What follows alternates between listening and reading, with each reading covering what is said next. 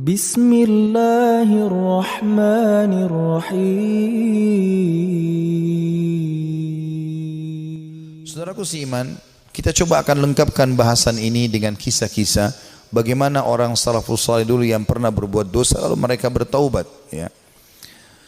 Kisah tentu yang sangat luar biasa, di antaranya adalah kisah taubatnya Tha'labah radhiyallahu anhu. Sahabat Nabi yang mulia ini adalah anak muda yang masih muda dan keimanan sudah tertanam dalam hatinya. Zaman dulu orang tidak punya kamar mandi dalam rumah, maka orang kalau mau pergi ke WC ataupun mau mandi, maka biasanya orang pergi ke padang pasir. Satu waktu Tha'labah radhiyallahu anhu ini keluar, kemudian dia ke padang pasir, lewat, bukan sengaja, lewat. Rupanya dia melewati sebuah tempat mandi tapi untuk seorang wanita Ansar, wanita dari Madinah, ya. Dan wanita ini terkenal, ya, sangat punya kecantikan dan kulitnya putih bersih. Dan ini bukan terlihat, telanjang bulat semuanya, tidak. Tetapi Tha'labah radhiyallahu anhu lewat. Zaman dulu tempat mandinya laki-laki sama perempuan untuk membedakannya, kalau laki-laki itu dibuat pelapa kurmanya sampai ke daerah kepala sehingga bagian kepala terlihat dan orang tahu di dalam itu adalah orang. Ini di padang pasir, dibuat kayak WC-WC umum gitu, ya, tapi masing-masing punya. Kalau perempuan tertutup semuanya, tetapi karena terbuat dindingnya dari pelapa kurma, ya, mirip dengan pelapa-pelapa kelapa kita sekarang, ya, ada serat-serat, ada lubang celah di antaranya, maka dia sempat lihat sepintas perempuan tersebut dan itu mengganggu hati dia. Begitu melihat langsung terganggu hatinya, padahal dia tidak niat untuk sengaja mengintip orang mandi. Maka dia merasa tulang-tulangnya gemetar, kesemutan, otot-ototnya merasa kesakitan dan lemas. Lalu kemudian dia segera naik ke atas sebuah bukit yang sangat tinggi di Madinah. 40 hari dia nggak pernah turun. 40 hari di atas gunung tersebut bertaubat kepada Allah Subhanahu wa taala. Salat di sana, dia makan minum di sana, pokoknya tidak mau pulang ke rumahnya. Nabi SAW memiliki tradisi, seringkali beliau kalau habis sholat melihat sahabat-sahabatnya. Tapi karena Tha'labah ini bukan orang yang sering ada di depan, maka Nabi SAW tidak melihat dia. Jibril AS datang setelah 40 hari dari masa perbuatan Tha'labah ini radhiyallahu anhu, mengatakan, "Hai Muhammad, Allah memerintahkan kau untuk memanggil Tha'labah yang sedang berada di atas gunung karena dia merasa bersalah dengan dosanya." Maka Nabi SAW mengutus beberapa sahabat mencari Tha'labah, ditemuilah, lalu dibawa. Begitu masuk ke dalam masjid, dia keringat dingin, wajahnya memerah, kehitam-hitaman, ketakutan sekali. Kata Nabi SAW, "Ada apa dengan engkau hai Tha'labah?" Dia mengatakan, "Ya Rasulullah, saya telah melakukan maksiat yang besar sekali."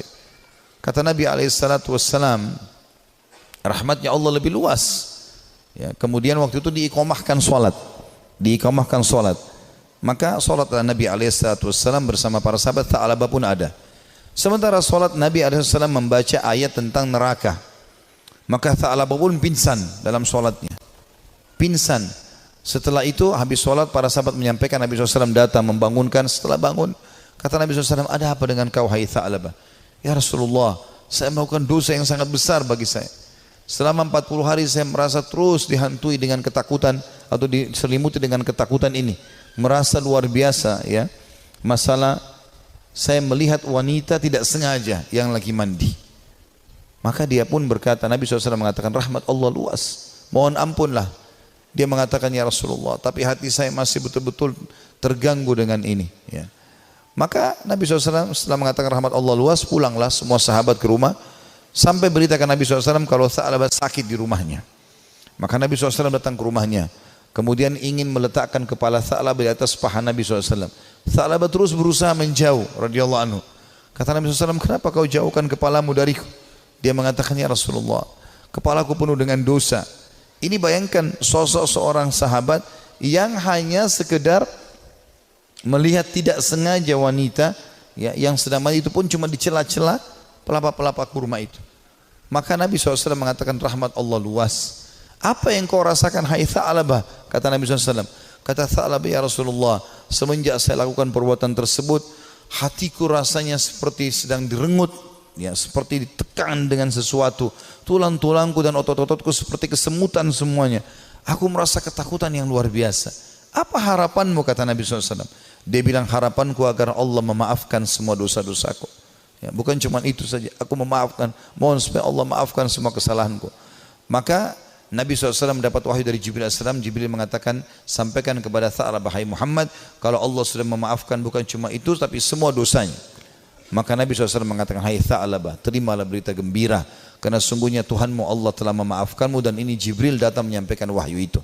Maka Tha'labah pun bergembira, senyum, kemudian dia bertakbir lalu meninggal dunia.